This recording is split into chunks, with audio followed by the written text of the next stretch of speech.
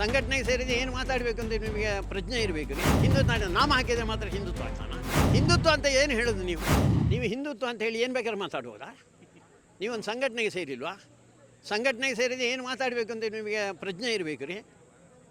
ಒಂದು ಸಂಘಟನೆ ಒಳಗಿದ್ದಾಗ ಸಂಘಟನೆಯ ವ್ಯಾಪ್ತಿಯನ್ನು ಅಥವಾ ಸಂಘಟನೆಯ ಗಡಿ ಒಂದಿದೆ, ಅದನ್ನು ಗಡಿ ಮೀರಿ ಹೋಗಬಾರ್ದು. ನಿಮಗೆ ಮಾತಾಡಲಿಕ್ಕೆ ಅವಕಾಶ ಇದೆ.